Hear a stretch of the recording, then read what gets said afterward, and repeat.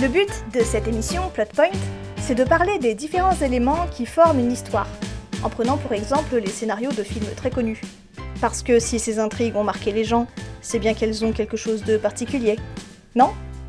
Pour faire simple, sur cette chaîne, on parle du storytelling à l'américaine, mais aussi de sa cousine européenne, la dramaturgie, autrement dit, l'art de raconter des histoires.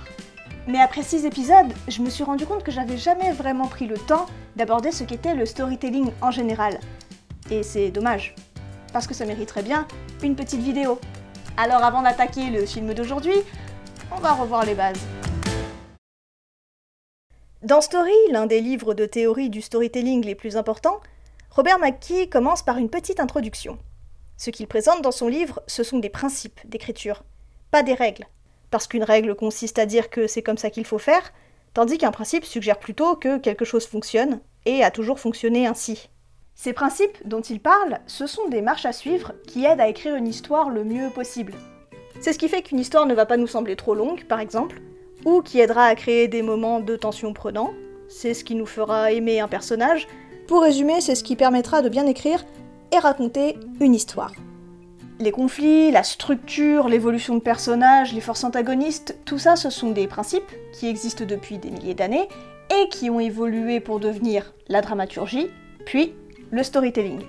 Aujourd'hui, on retrouve ces éléments dans toutes les formes d'écriture.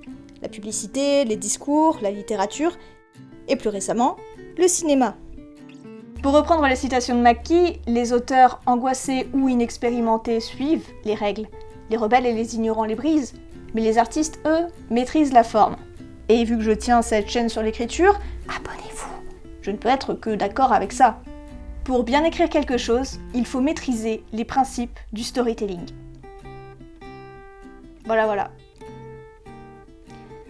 Mais est-ce que c'est si important que ça ? Mais ça veut dire quoi ? Que sans storytelling, on peut pas faire de bonnes histoires ? Qu'on est obligé de suivre des principes ? Qu'on n'est pas libre ? Pour répondre à ça, on va disséquer le scénario d'un film qui, malgré son immense succès, n'a clairement pas suivi les règles de storytelling. Enfin non, plus dur. Aujourd'hui, on va disséquer le scénario d'un film qui n'a pas de scénario. Bienvenue dans Plot Point.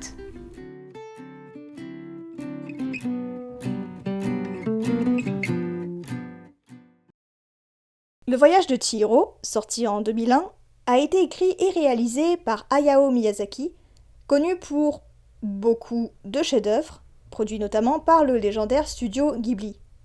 C'est l'histoire de Chihiro, 10 ans, qui se retrouve transporté avec ses parents dans le monde des esprits et qui devra trouver un moyen d'en repartir. Même s'il s'est inspiré de nombreuses œuvres d'un peu partout dans le monde, Miyazaki a ancré ce film profondément dans le folklore et la culture du Japon, ce qui ne l'a pas empêché d'obtenir un succès mondial. Spirited Away, Hayao Miyazaki. Quand Miyazaki commence à réaliser un film, il n'a pas forcément écrit de scénario. Il part d'une idée et il se lance. En fait, il développe avec ses storyboards des segments d'une vingtaine de minutes. Cette méthode lui vient du début de sa carrière, quand il travaillait sur des séries animées. Un segment, ça équivaut à la durée d'un épisode, c'est sa manière d'écrire. Enfin, quand il n'adapte pas une œuvre déjà existante.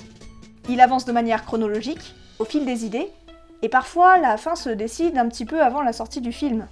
Le truc, c'est que ça donne une structure un peu particulière, enfin si on compare à ce qu'on trouve dans la dramaturgie classique.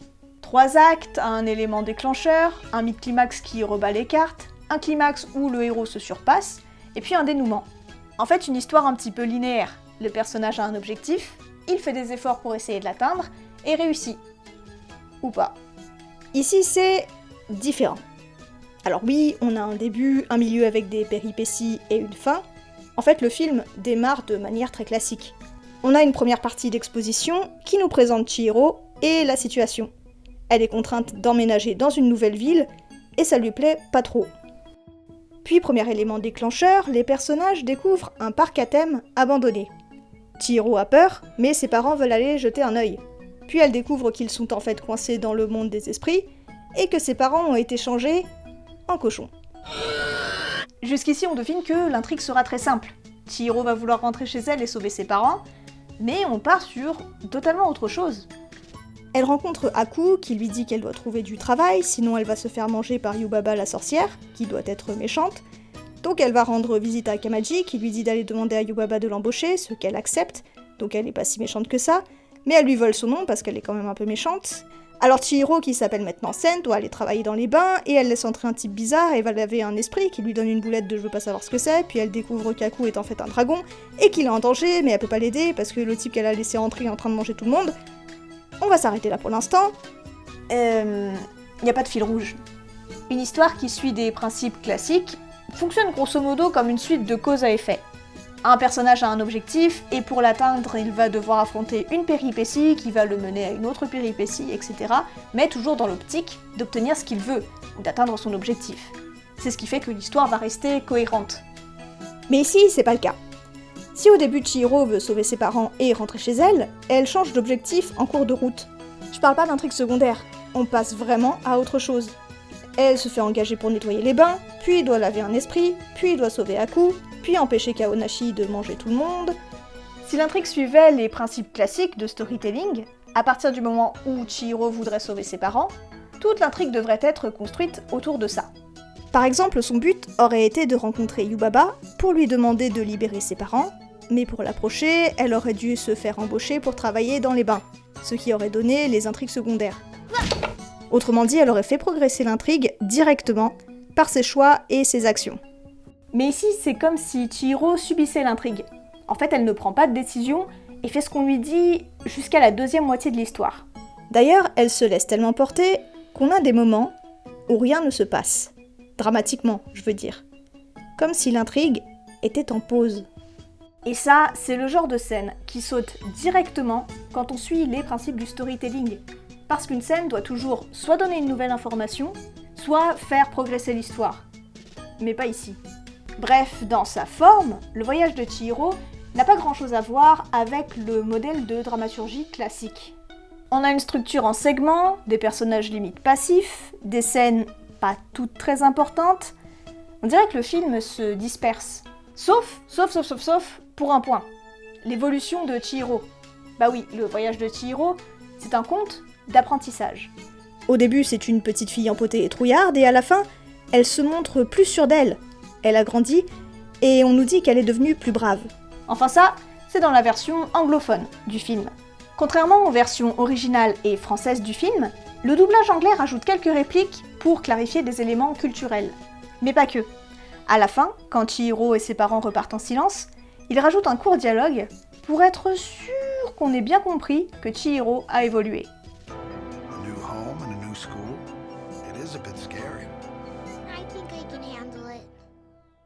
Et là, on touche à un point très important. L'un des buts du storytelling à l'anglo-saxonne, c'est de rendre les éléments le plus clairs possible, que tout soit compréhensible. Sauf que le voyage de Chihiro n'explique pas grand-chose de son intrigue. Pourtant, vous et moi, ça ne nous a pas empêché de comprendre le film. On nous a montré les informations, on ne nous les a pas dites.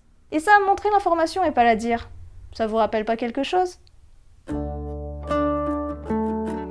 Et oui, show don't tell, le principe numéro 1 du storytelling. Le voyage de Chihiro repose beaucoup là-dessus. Chihiro découvre le monde dans lequel elle se trouve en l'expérimentant, pas par des explications. C'est selon moi l'une des raisons qui explique le grand succès de ce film à l'international, malgré ses références très ancrées dans la culture japonaise. Mais ça va encore plus loin. Est-ce que vous avez déjà remarqué le nombre de détails dans la gestuelle des personnages ? Un geste, une manie, une posture. C'est par ce genre d'éléments que Miyazaki fait passer la caractérisation des personnages. Pas de dialogue, pas de grosses scènes d'exposition, c'est subtil, mais suffisant. En parlant de caractérisation des personnages, ça me permet de revenir sur un point. Et si le fait que Chihiro soit passive sur la majorité de l'intrigue était en fait un moyen de la caractériser ? Bah oui, rappelez-vous, au début Chihiro est une petite fille qui se laisse guider, en suivant ses parents, puis les personnages d'Haku et de Lin, en ne prenant aucune décision. Mais plus elle évolue, plus elle va se prendre en main, jusqu'à devenir active, et choisir où elle veut aller. Et cette évolution, elle n'est pas soulignée par un grand moment de bravoure, ou par une scène de dépassement de soi. Non. Juste par cette scène, où elle prend le train. Et cette scène me permet de faire le lien avec mon dernier point, la contemplation. Dans son analyse du voyage de Chihiro, Hefna O'Neill évoque le ma, un concept d'esthétique japonais qui, dans le cadre d'une histoire, désigne un moment de pause, de vide entre deux actions. Un autre concept est aussi présent, le mono no aware, qu'on pourrait résumer par trouver de la sensibilité dans un moment éphémère. Ce n'est pas un simple moment de respiration. Non, c'est porteur de sens, mais dans un langage bien précis, ici lié à la culture japonaise. Ok, mais pourquoi je vous dis tout ça? Pour souligner une chose, Miyazaki n'utilise pas les principes du storytelling avec un grand S, pourtant sa manière de raconter cette histoire a les mêmes objectifs que le storytelling, la rendre claire et en faire naître du sens. Et ça fonctionne. Et si on reprend la définition de Maki, c'est pas ça, en principe? Miyazaki connaît les principes du storytelling. Il les a étudiés, et pas la peine de fouiller bien loin dans sa filmographie pour trouver des œuvres qui le prouvent. Parce que oui, le storytelling fonctionne, mais ne se limite pas à l'approche qu'on peut en avoir en Occident, parce qu'il ne se limite pas à des principes immuables. Le storytelling et la dramaturgie, c'est au final ce qui nous aide à raconter une histoire, et c'est pour ça que je préfère parler d'outils. Raconter une histoire, c'est comme n'importe quel art. Composer de la musique, sculpter, peindre. Pour y arriver, on a besoin de connaître la théorie et de maîtriser les outils. C'est pas ça qui fera une bonne histoire, en fin de compte, mais c'est ce qui aidera à bien la raconter et à lui donner du sens. Et comme un auteur ou un scénariste n'écrit pas pour lui, mais pour les autres, bien raconter, ça reste l'un de ses objectifs principaux. Mais ça s'arrête pas là. Maîtriser les outils du storytelling, c'est pouvoir jouer avec, et parfois faire évoluer l'écriture, pour expérimenter de nouvelles manières de raconter, et grâce au principe, trouver une vraie forme de liberté pour créer